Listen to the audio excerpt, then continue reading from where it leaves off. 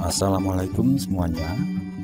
Sebelumnya saya ucapkan terima kasih karena masih terus mengikuti cerita bergambar di channel ini. Dan untuk kawan-kawan yang belum subscribe ke channel ini, dukung saya ya. Klik tombol subscribe dan klik logo lonceng untuk bisa berlangganan gratis di video cerita bergambar selanjutnya.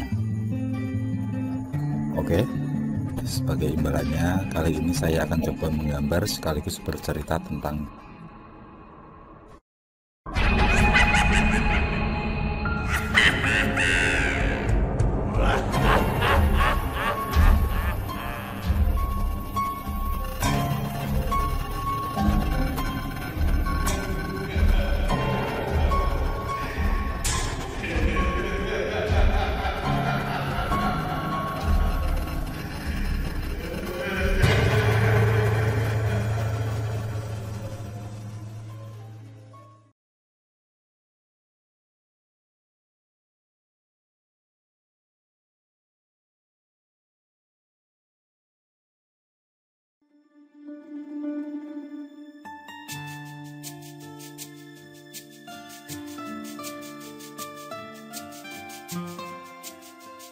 Dua hari setelah kelulusan SMA, Fatih mengajak dua teman ke rumah neneknya di daerah Jawa Timur. Sebenarnya bukan hanya Aris dan Ucok saja yang diajak. Kawan akrabnya yang bernama Roni juga diajak. Tapi karena waktu itu bertepatan tamasya ke Bali bersama keluarga, maka dia tidak ikut. Sebelumnya, Fatih sudah memberi kabar pada neneknya saat berkunjung kemarin lusa. Dia sudah berjanji akan menginap di sana selama seminggu. Sebenarnya Ibunda Fatih tidak mengizinkan untuk menginap, karena lokasi desa tersebut berada di pedalaman dan dekat dengan hutan. Ada rasa takut dari sang ibunda jika nanti Fatih selalu berpetualang. Dia masih ingat betul kalau desa itu masih dikenal dengan desa primitif. Warganya masih mempercayai takhayul, yang meyakini kalau dedemit masih menyatu di dalam desa. Tapi ayah Fatih membelanya. Beliau merasa kalau anak sulungnya itu sudah besar, harus mulai mandiri dan menggali banyak pengalaman. Akhirnya ibunya luluh, apalagi Fatih ditemani kedua kawannya, sehingga kekhawatirannya agak berkurang. Yang penting kalian selalu berhati-hati dalam menjaga diri.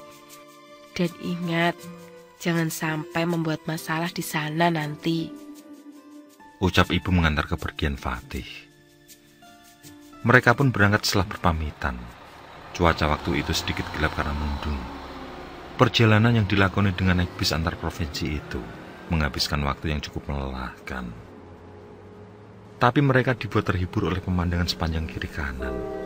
Tampak rel kereta api, sungai dan persawahan yang dilewati. Sesekali, senda gurau terdengar di antara tiga berkawan itu. Setelah perjalanan dilalui, mereka pun sampai di terminal pada sore hari.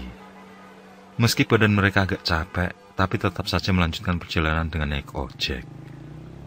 Mereka sepakat untuk istirahat di rumah nenek Fatih saja. Selain itu, sampai tujuan tepat azan maghrib, jadi bisa melaksanakan ibadah sholat maghrib di sana nanti. Jalanan berbatu tidak membuat tukang ojek melaju pelan. Mungkin sudah terbiasa dan juga sudah hafal jalanan, sehingga mereka terus tancap gas agak ngebut. Hal itu membuat Fatih merasa ngeri jika terjadi hal buruk. Bisa saja tergelincir hingga menyebabkan kecelakaan. Sesekali ia pejamkan mata tanpa berani berkomentar. Dan mungkin itu pula yang dirasakan oleh kedua kawannya. Mereka yang tidak pernah berada di medan curam seperti itu, pasti juga merasa ketakutan sepertinya. Dan hal buruk hampir saja terjadi ketika ojek paling depan berhenti mendadak. Ojek yang ditumpangi Ucok itu membuat dua ojek di belakangnya hampir bertabrakan. Untung saja mereka masih mampu mengendalikan. Hampir saja. Ada apa, Dit? Tanya ojek yang ditumpangi Fatih. Yang ditanya masih terdiam, seolah mencoba menenangkan diri. Sedangkan Ucok masih terlihat kaget. Mungkin juga karena motor itu mengerem secara mendadak. Setelah cukup tenang, ojek yang dipanggil Dit itu memberitahu alasannya. Dia bercerita kalau melihat sebuah bayangan putih melayang-layang. Saat kembali terfokus pada jalanan, dia dikejutkan dengan seekor anjing yang duduk di tengah jalan. Seketika si tukang ojek terkaget dan menghentikan motornya. Untung saja tidak sampai terjatuh. Tepat saat berhenti, anjing tersebut sudah tidak ada lagi di tempatnya. Para tukang ojek itu saling pandang. Menurut mereka, baru kali ini melihat penampakan yang aneh selama menjadi tukang ojek. Meskipun selalu mendengar gonggong anjing liar, tapi mereka tidak pernah menjumpainya walau sekalipun. Sedangkan penduduk sekitar perkampungan tidak ada yang memelihara anjing. Mereka semua mayoritas muslim. "Sudahlah, ayo lanjut, keburu maghrib nanti," ucap salah satu tukang ojek. Tepat selepas iqomah maghrib, tibalah mereka di rumah Nenek Fatih, yang rupanya tidak terlalu jauh dari tempat mereka berhenti tadi. Setelah membayar dan mengucap terima kasih, tukang ojek pun melaju berbalik arah. Mungkin mereka akan melaksanakan sholat maghrib di pangkalan, atau akan pulang ke rumah masing-masing. Kami langsung menuju teras rumah, meletakkan barang bawaan di samping bangku tempat kami duduk. Sebelum masuk, kami akan menghilangkan penat sejenak. Suasana hening, hanya binatang malam dan suara jangkrik menyambut kedatangan mereka. Sedangkan rumah Nenek Fatih masih tertutup rapat. Mungkin beliau sedang melaksanakan sholat maghrib di kamarnya. Selama ini, Nenek Fatih yang biasa dipanggil Nek Ngatmi tinggal sendirian di rumah itu. Kedua putranya memilih tinggal di kota yang jauh dari beliau. Anak pertamanya adalah Ayah Fatih yang menetap di Semarang karena bekerja di sana. Sedangkan yang bungsu tinggal di Riau.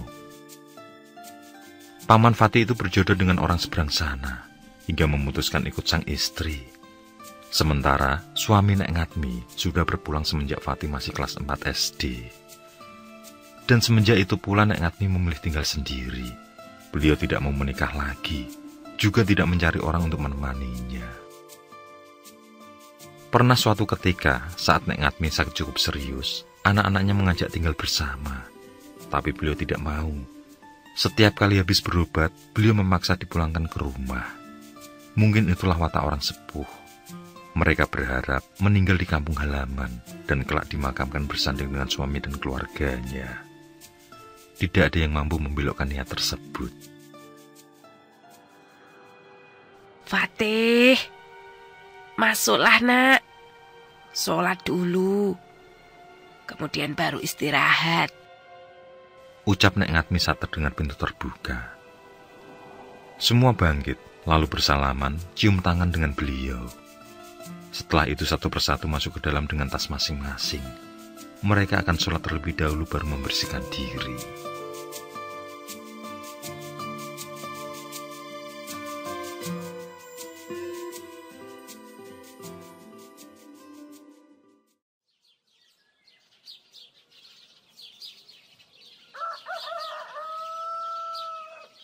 Pagi sekali, mereka berjalan-jalan menyusuri jalan pedesaan. Menikmati udara pagi yang bercampur kabut tipis, sambil melihat pemandangan sepanjang pinggiran hutan. Saat sampai di sebuah bebatuan cukup besar, mereka pun duduk-duduk bersantai, menunggu matahari yang terbit menyisir embun yang bersemayam. Di tengah senda gurau, obrolan Ucok mengarah pada kejadian yang dialami tukang ojek kemarin. Ucok menceritakan bahwa dia tidak melihat apapun seperti yang disaksikan si tukang ojek. Tapi dia tetap percaya pada omongan si tukang ojek. Ucok beralasan bahwa dia pernah mengalami hal yang sama di masa kecil dulu. Waktu itu menjelang maghrib, dia berjalan sendirian ke warung. Hanya untuk membeli garam dan telur, karena kehabisan lauk untuk makan malam. Saat di tengah perjalanan, si Ucok ini dikejutkan dengan kemunculan anjing hitam pekat. Tidak jelas anjing jenis apa, tapi yang jelas membuat Ucok kecil sangat ketakutan. Untungnya kemunculan hewan itu hanya sebentar saja. Hilangnya pun secara mendadak dan sangat cepat. Sejak saat itu, kondisi desa menjadi mencekam. Warga diteror sosok gaib yang membuat mereka ketakutan. Menurut cerita yang beredar, sosok tak kasat mata itu adalah Gundul Pringis. Orang kampung menyebutnya dengan Gundul Pecengis. Ucap-ucap menghentikan ceritanya. Sambil menyulut sebatang rokok, dia menyaksikan Mentari yang mulai menampakkan diri. Fatih dan Aris yang merasa penasaran minta agar Ucok melanjutkan kisahnya. Tapi bukannya melanjutkan, dia malah mengajak mereka pulang. Terlihat ada raut was-was di wajah Ucok. Dia berkata, kemungkinan besar hal itu juga terjadi pada kampung itu. Lalu dia berjanji akan menceritakannya malam nanti. Sekarang adalah saatnya untuk menikmati keindahan pedesaan, mencari tempat yang bagus untuk bersenang-senang. Sepulang dari jalan pagi, Nek Ngatmi minta tolong pada Fatih untuk mengambil kelapa di belakang rumah. Hari ini, beliau akan memasak botok tawon sebagai lauk. Biasanya beliau mengambil sendiri dengan galah panjang, tapi sayang, galahnya yang sudah rapuh kemarin patah saat dipergunakan. Ambillah beberapa di pohon yang paling ujung. Hanya pohon itu yang sananya bagus. Sekalian saja kamu ambil degan untuk diminum, suruh Nek Ngatmi. Rupanya ada beberapa pohon kelapa di belakang rumah. Baru kali ini Fatih melihat pekarangan rumah neneknya. Setiap kali dia berkunjung bersama orang tuanya, dia hanya main di dalam rumah dan halaman depan. Dengan sabit di tangan, bersama kedua temannya dia berjalan menyusuri pohon kelapa, mencari pohon yang dimaksud oleh neneknya.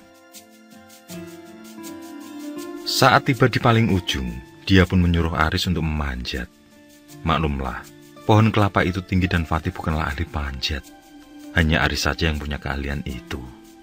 Dengan terpaksa, Aris memanjat pohon itu, lalu menjatuhkan satu persatu kelapa tua dari atas. Setelah habis, giliran mengambil kelapa muda untuk mereka minum. Loh, bukan yang ini kelapanya, tapi yang berwarna kuning besar, yang paling ujung, ucap nenek saat kelapa sudah diusung ke dapur. Fatih menjelaskan bahwa semua kelapa dari pohon yang paling ujung, tapi Nek Ngatmi lebih paham darinya, sehingga tahu kelapa mana yang dimaksud. Ya sudah terlanjur, ucap Nek Ngatmi, dilanjutkan menyuruh Fatih agar membelah kelapa tersebut. Saat beberapa potong kelapa yang dibutuhkan Nek Ngatmi sudah selesai, mereka mulai membelah degan. Tapi semua terkejut saat melihat kelapa muda terakhir untuk Aris. Airnya berwarna putih susu dan agak kental. Baunya sangat wangi, persis seperti aroma bedak bayi. Kelapa muda kedua untuk Aris pun sama. Karena habis, akhirnya mereka saling berbagi. Sambil melihat keanehan pada dua degan yang dibuang, mereka ngobrol tentang hal tidak wajar itu. Hingga timbul rasa penasaran yang membuat mereka berencana mengambil degan lagi.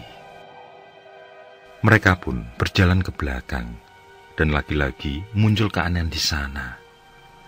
Ternyata, kelapa yang dipanjat Aris bukanlah pohon yang paling ujung. Masih ada satu lagi pohon kelapa setelahnya. Mungkin pohon itulah yang dimaksud Nek Ngatmi. Yang mereka herankan adalah tidak satupun dari mereka yang melihat pohon tersebut tadinya. Padahal tampak menjulang tinggi dengan buah kelapanya yang banyak. Mereka pun membatalkan niatnya dan berganti rencana mencari galah untuk mengambil, sekaligus biar dipergunakan Nek Ngatmi ke depannya nanti.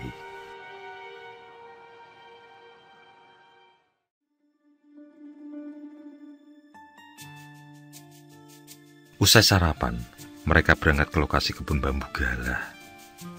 Tentunya setelah bertanya pada Nek Ngatmi tentang lokasi tepatnya, yakni beberapa meter di sebelah timur sisi hutan.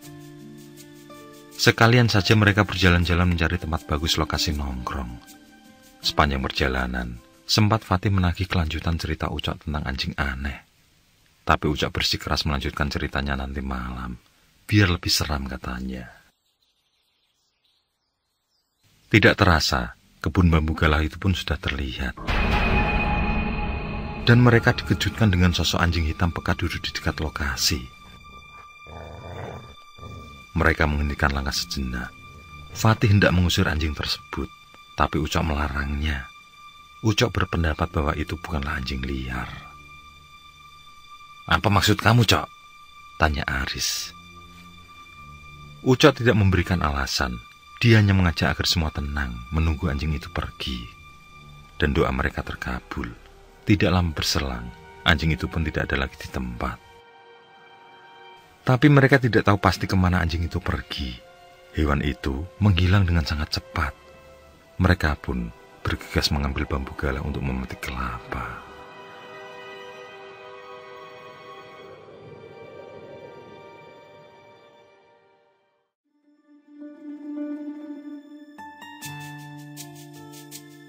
Di hari pertama itu mereka hanya jalan-jalan saja, lalu istirahat di rumah Nek Ngatmi sambil menikmati kelapa muda. Seusai sholat Isya, mereka nongkrong di teras asik bersenda gurau. Rokok dan kopi hitam yang ditemani getuk goreng memberikan rasa tersendiri bagi mereka. Ada juga setandan pisang ambon sebagai pelengkap. Saat hari semakin malam, Ucok kembali membuka percakapan tentang anjing yang pernah dilihatnya semasa kecil dulu. Teror sosok gundul beringis menghantui warga sejak penampakan anjing tersebut. Entah secara kebetulan atau memang sebuah pertanda, tapi sosok gaib itu selalu menampakkan wujudnya. Ada yang melihat seperti kepala anak kecil penuh bedak. Ada pula yang berwujud kepala terbang tanpa badan, dengan wajah seorang kakek dan rambut panjang putih. Yang membuat mengerikan adalah lidahnya yang menjulur keluar. "Kamu sendiri apa juga melihatnya, Cok?" tanya Fatih. Ucok pun mengenang kembali ke masa lalu, yang ternyata dia pun ditemui sosok menyeramkan tersebut. Ucok bercerita bahwa kala itu dia sedang pulang mengaji dari surau. Biasanya dia menunggu sholat Isya berjamaah, lalu pulang bersama kawan-kawannya. Tapi malam itu perutnya sakit seperti mau mencret. Dia pun memutuskan pulang terlebih dahulu. Sebenarnya, dia sudah dilarang ke surau oleh ibunya karena teror masih terjadi. Tapi dia tetap pergi mengaji karena teman-temannya juga banyak yang berangkat. Akhirnya, orang tuanya mengizinkan. Toh pulang mengaji hari masih sore. Paling malam jam 7 sudah selesai. Jangan sampai kamu sendirian loh, Cok. Keadaan kampung kita ini sedang tidak aman.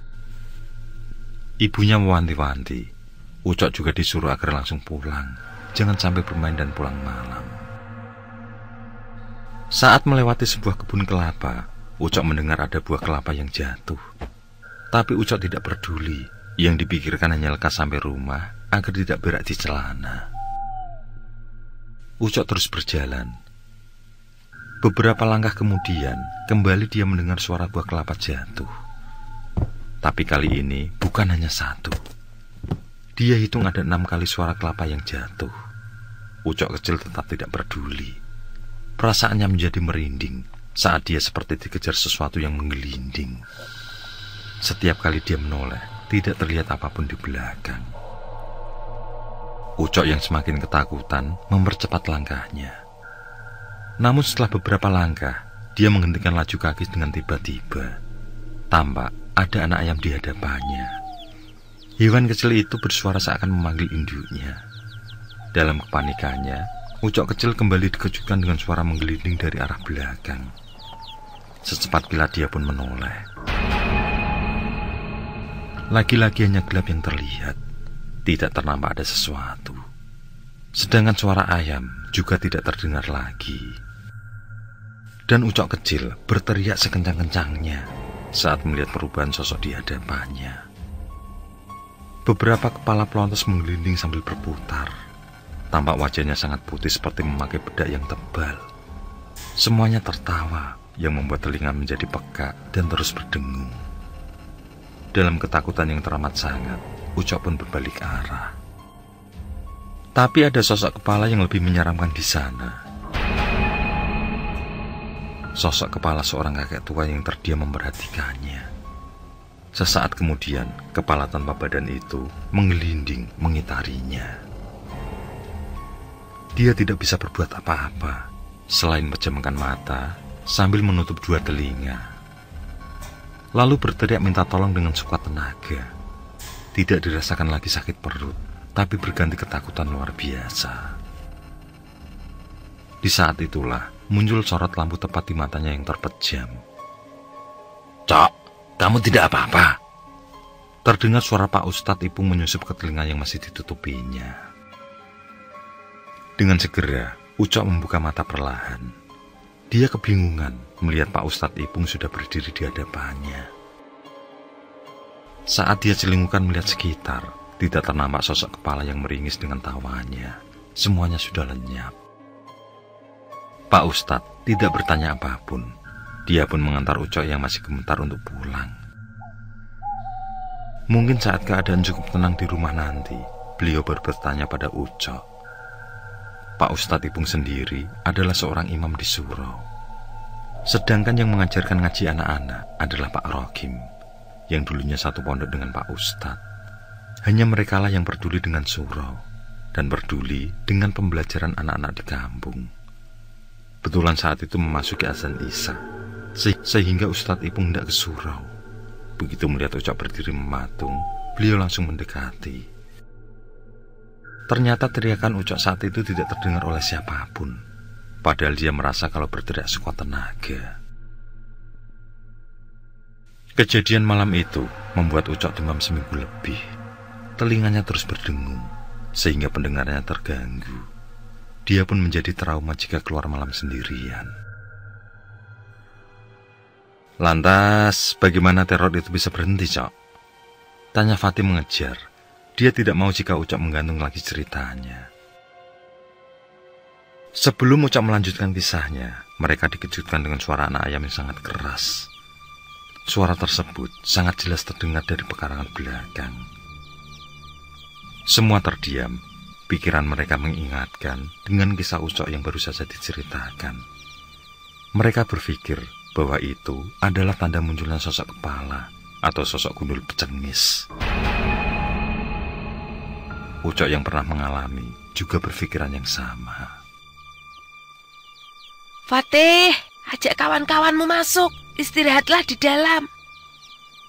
Suara Nek Ngatmi terdengar dari dalam rumah, tanpa ada kekhawatiran di balik suara itu. Fatih pun mengiyakan perintah Nek Ngatmi. Namun sebelumnya, Aris yang kebelet pipis berpamitan ke sisi rumah. Dia akan buang air di sana. Kebiasaan buruk yang masih saja dilakukan semenjak dulu. Suara anak ayam semakin menjauh. Lama-kelamaan semakin samar. Fatih dan Ucok yang masih menunggu Aris bangkit dari duduk mereka. Karena cukup lama dan Aris belum juga kembali, mereka pun panggil Aris. Tapi tidak ada sautan. Sehingga mereka pun mencari keberadaan Aris, dan rupanya kawannya itu berdiri mematung di balik semah. Tampak celananya basah kuyup dengan air seni. Kali ini Fatih dan Ucok tidak mau bercanda. Mereka yakin jika ada kejadian janggal yang menimpa Aris. Ada apa, Teh? Suara Nek Ngatmi mengagetkan mereka. Beliau langsung menyuruh mengajak Aris masuk ke dalam rumah. Bukan di ruang tamu atau kamar mereka, tapi Nek Ngatmi menyuruh agar ke kamar belakang, yang ternyata di dalamnya terdapat bermacam ubur ampis seperti persiapan ritual. Ada beberapa macam bunga, termasuk manggar atau bunga kelapa, dan bluluk atau calon kelapa. Sementara di 4 sudut kamar sudah tersedia kelapa muda yang dilubangi, sedangkan yang di tengah atau yang berbaur dengan kembang adalah kelapa tua yang juga dilubangi. Aris yang masih dalam keadaan di bawah sadar disuruh mengganti pakaian sebelum berbaring di sana. Entah apa yang dialami Aris sehingga membuatnya linglung. Baik Fatih maupun Aris belum berani bertanya pada Nek Ngatmi. Mereka menyimpan rasa penasaran sambil mengikuti proses untuk kesadaran Aris. Nek Ngatmi menyulut sebuah lampu teplok, lalu disuruhnya Fatih mematikan lampu bolam. Dalam keadaan setengah gelap itu, beliau mulai melakukan ritual. Beberapa menit kemudian, angin kencang terdengar bergemuruh di luar rumah. Disusul suara seperti sesuatu yang jatuh. Suara itu saling kejar-mengejar. Saat angin berhenti, suara menggelinding terdengar mengitari rumah. Dan yang membuat suasana semakin mencekam adalah seluruh kelapa di sudut ruangan bergetar hingga airnya meluber keluar. Fatih dan Ucok hanya terdiam. Ucok yakin jika apa yang didengarnya adalah sosok gundul beringis. Tapi dia belum paham dengan apa yang dilakukan Nek Ngatmi. Dan apa hubungannya dengan Aris? Semua kembali tenang ketika Nek Ngatmi memukulkan kedua telapak tangan pada lantai rumah. Seketika itu, suasana sangat hening. Nyalakan kembali lampunya, Fatih, ucap Nek Ngatmi setelah beberapa saat. Saat lampu dinyalakan, tampak Aris menutupi matanya. Dia silau melihat cahaya lampu bohlam, menandakan kalau sudah sadar sepenuhnya. Dia pun bangkit dan ikut duduk bersama Fatih dan Ucok. Nek Ngatmi yang membiarkan lampu teplok tetap menyala, mulai menceritakan tentang apa yang terjadi. Orang tuamu itu tahu tentang semua ini, Teh. Makanya setiap kali kamu kemari, mereka akan selalu melarangmu, kecuali jika mereka ikut mendampingimu, tutur Nek Ngatmi sebelum mulai berkisah. Cerita pun dimulai. Pada zaman dahulu, tepatnya di masa muda orang tua Nek Fatih, penjajahan Jepang menjadi sesuatu yang menakutkan.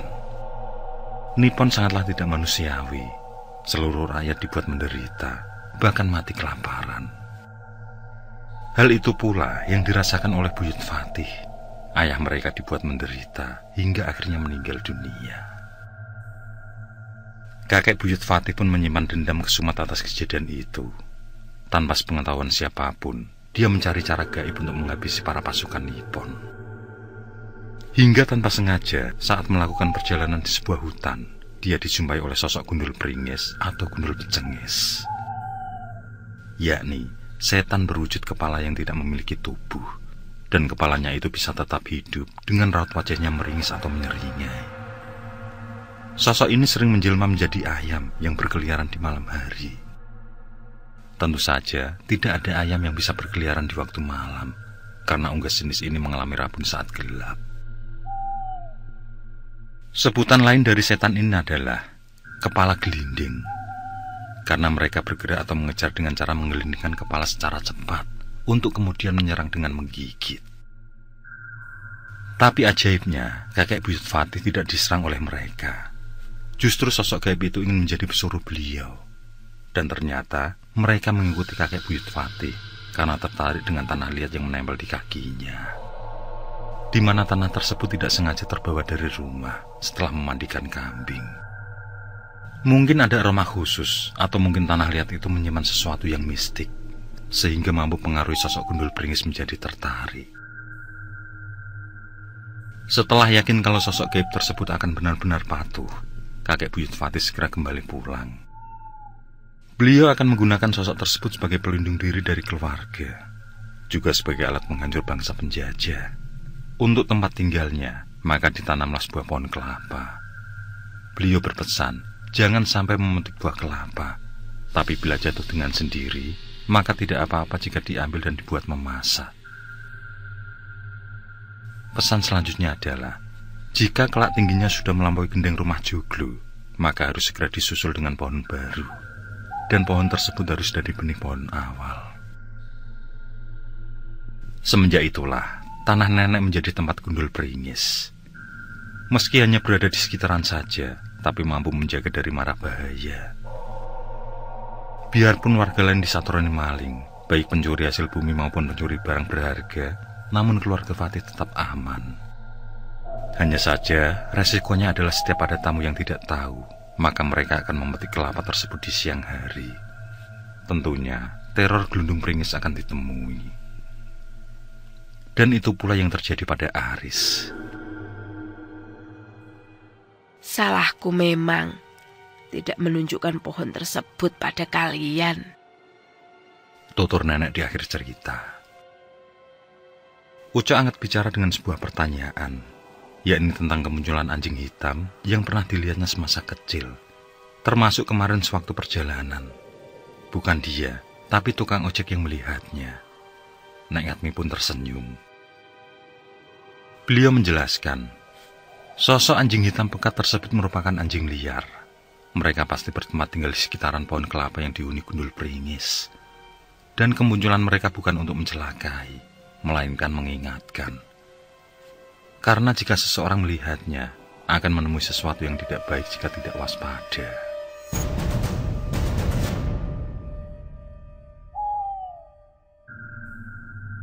Aris menceritakan bahwa saat dia berjalan hendak buang air, kakinya tersandung sesuatu yang membuat menggelinding.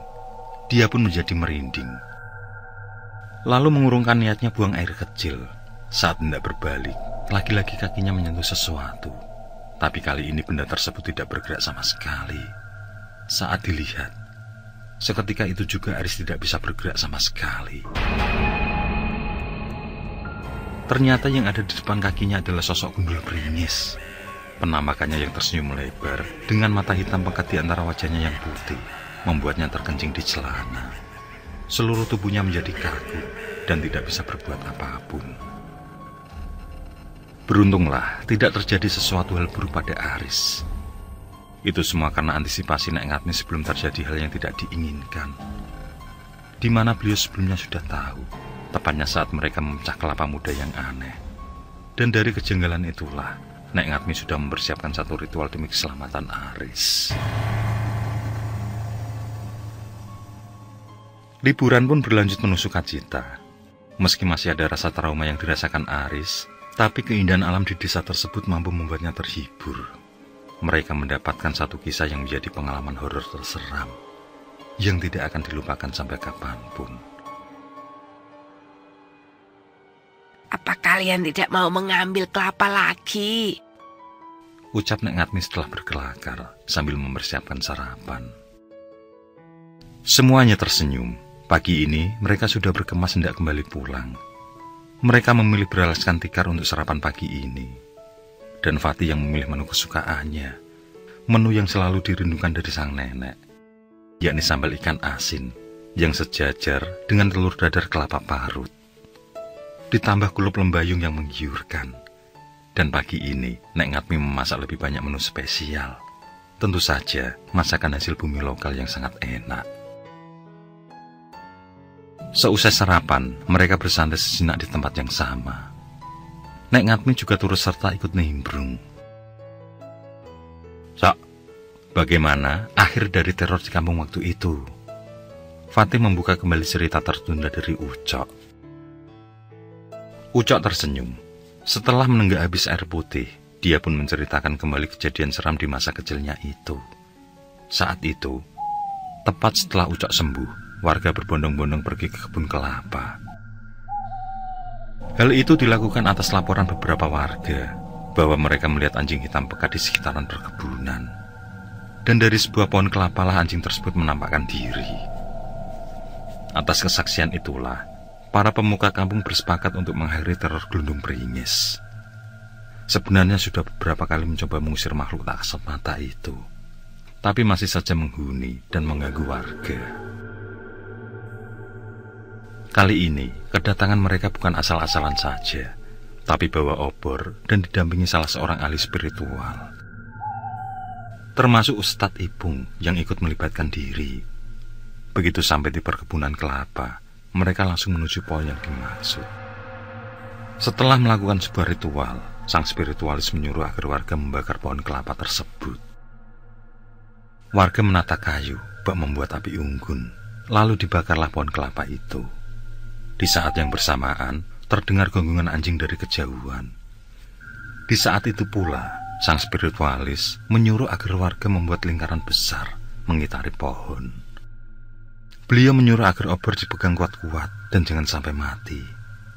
Api menyala dengan sangat hebat, dan buah kelapa yang sangat tinggi berjatuhan satu-satu. Semua mengering.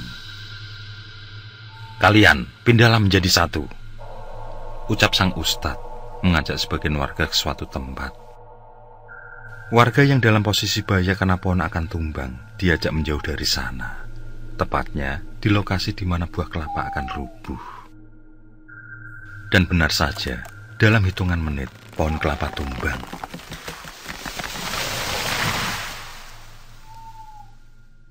Semua warga waspada di posisi dan membiarkan setiap buah kelapa menggelinding dan lolos dari penglihatan.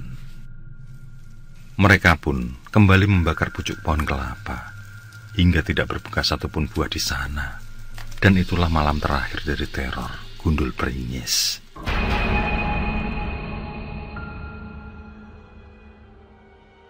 Memang harus disingkirkan. jika memang mengganggu dan menakuti warga. Berbeda dengan yang kalian temui di sini. Ucap Nek Ngatmi setelah Ucok selesai bertutur. Nek Ngatmi melanjutkan, sosok gundul pringis yang ada di kebunnya adalah sosok pelindung dari bahaya musuh. Mereka tidak mengganggu, kecuali jika mereka berniat buruk di lokasi rumah dan perkebunan. Nek Ngatmi juga bertutur, jika suatu saat dirinya meninggal, maka tugas orang tua Fatih untuk memindah makhluk tak kasat mata itu. Beliau sudah memberitahu cara mengusir mereka. Tentu bukan asal-asalan, tapi menyediakan tempat bernaung yang lain sebelum melakukan ritual pemindahan.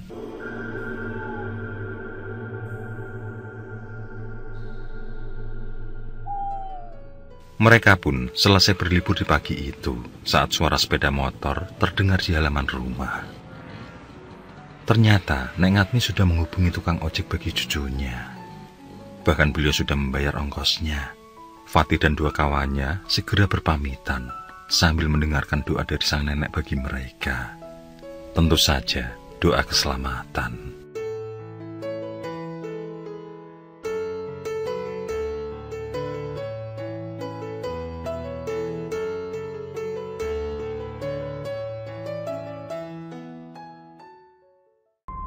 Oke, saya kira cukup cerita kali ini.